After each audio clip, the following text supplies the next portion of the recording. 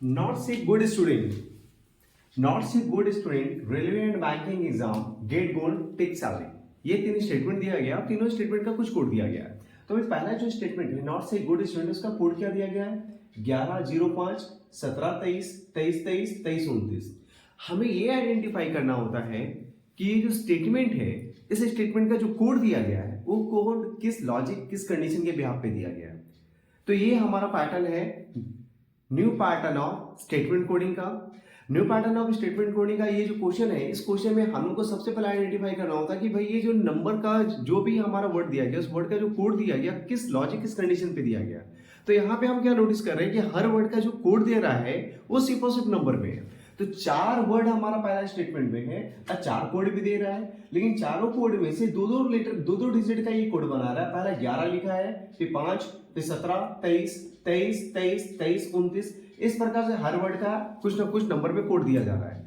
अब हमें ये नोटिस करना है कि भाई ये जो वर्ड का कोड बनाया गया है किस लॉजिक के बेसिस पे, और जिस लॉजिक जिस कंडीशन को अप्लाई करते हुए ये वर्ड का कोड बना रहा है उसी लॉजिक और उसी कंडीशन को अप्लाई करते हुए हमें रीजनिंग, कोडिंग, वाइट और कमलेश का डिकोड का कोड बनाना है। तो पहले हम डिकोड करते हैं कि इस वर्ड का इस स्टेटमेंट का कोड कैसे कर रहा है। तो जब हम इस कोड को फोकस करेंगे तो हमें एक चीज नोटिस करने को मिलेगा, एक बड़ा चीज ध्यान से देखने को मिलेगा कि जितने भी वर्ड हैं इस वर्ड का जो कोड दिया जा रहा है ये कोड 11, 5, 17, 23, 23, 23, 23, 29, 2, 5, 19, 29, 3, 11, 7, 17, 23, 29, 11, 23, 11, 13, 23, 7 जितने भी नंबर हैं सभी नंबर को अगर आप ध्यान से फोकस करो तो हमें क्या दिख रहा है कि सारा का सारा नंबर एक प्राइम नंबर को रिप्रेजेंट कर रहा है। यहाँ पे कोई भी जितने भी नंबर है सभी के सभी नंबर का नंबर क्या है? एक प्राइम नंबर, एक अभाज्य संख्या। अगर सभी प्राइम नंबर है तो भाई इस वर्ड का प्राइम नंबर से किस क्या रिलेशन निकाला गया, कि किस लॉजिक के बेसिस पे इस वर्ड को प्राइम नंबर से रिप्रेजेंट किया जा रहा है। तो याद रखिएगा जब भी स्टेटमेंट कोडिंग का न्यू पैटर्न का क्वेश्चन आपके सामने रहेगा तो उस वर्ड का जो भी वर्ड का कोड दिया जाता है उस वर्ड का में सबसे इंपॉर्टेंट रूल होता है उस वर्ड का पहला लेटर लास्ट लेटर, इस दोनों का बहुत इंपॉर्टेंट रूल रहेगा। तो हर वर्ड का पहला लास्ट लेटर को हम फोकस करेंगे। तो पहला लेटर जो है नॉट में एन का वैल्यू हमारा दे रहा है 14, टी का वैल्यू होता है 20 अकॉर्डिंग टू इंग्लिश अल्फाबेट, सी में एस का वैल्यू होता है 19, वाई का 25, जी का वैल्यू होता है 7, डी का वैल्यू होता है 4, एस का वैल्यू होता है 19 और टी का वैल्यू होता है 20। Similar are 18, Y 25, A1, D4, B2 और G 7, E5, M13। एक और स्टेटमेंट है G का वैल्यू 7, T का 20, G का 7, L का 12, T का 20, E का 5, S का 19 एंड Y का 25। हर लेटर का हमने प्लेस वैल्यू लिख लिया, फर्स्ट एंड लास्ट लेटर। कोई भी स्टेटमेंट कोडिंग का न्यू पैटर्न का क्वेश्चन आएगा उसमें वर्ड का पहला और लास्ट लेटर का सबसे बड़ा एडवांटेज होता है। तो हर वर्ड का पहला लास्ट लेटर का हमने कोड कर लिया है, ठीक है, उसके प्लेस वैल्यू को लिख लिया।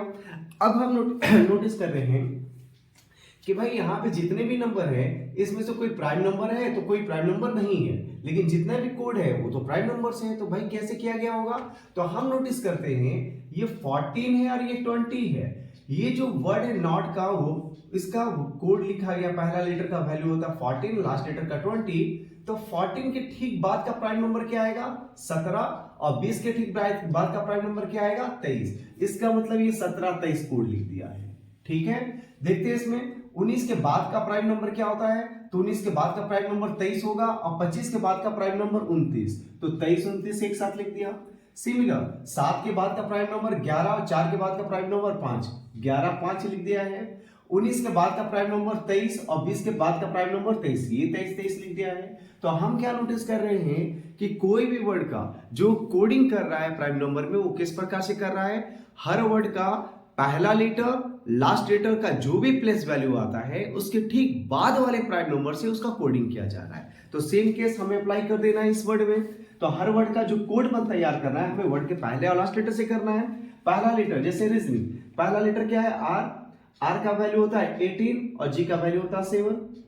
अब 18 और 7 है, तो 18 के बाद का प्राइम नंबर क्या आएगा 19, और 7 के बाद का प्राइम नंबर क्या आएगा 11। तो दिस इज योर आंसर, ठीक है।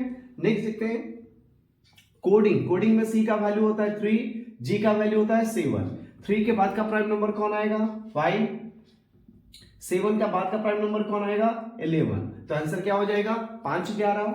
वाई, डब्ल्यू का प्लेस वैल्यू 23, ई का प्लेस वैल्यू 5, 23 के बाद का प्राइम नंबर कौन होता है 29, और 5 के बाद का प्राइम नंबर क्या आएगा 7। This is your answer of coding of white word. Clear है।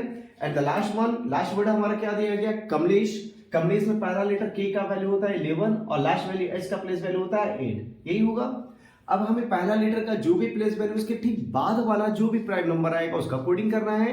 लास्ट लेटर का प्लेस वैल्यू जो भी होगा उसके ठीक बाद वाला प्राइम नंबर से उसको कोड करना है। तो के का वैल्यू होता है 11, 11 के बाद का प्राइम नंबर 13, और 8 के बाद कौन सा प्राइम नंबर आएगा 11। तो this is your answer, complete answer. तो हमें ये बहुत ही अच्छा सीखने को मिला, एक नया लॉजिक। मतलब ये पूरा का पूरा क्या होता है लॉजिक पे डिपेंड करता है। तो लॉजिक कैसे पता चलेगा, तो हमें ये नए नए लॉजिक सीखने को मिल रहे हैं कि ये एक नया लॉजिक नया कंसेप्ट को अप्लाई कर रहा है। तो अगर आगामी परीक्षा में जब भी आपका स्टेटमेंट कोडिंग का न्यू पैटर्न का क्वेश्चन आए तो ये लॉजिक भी आपके दिमाग में रन करना चालू हो जाएगा कि भाई ये भी लॉजिक अप्लाई किया जा सकता है, ठीक है।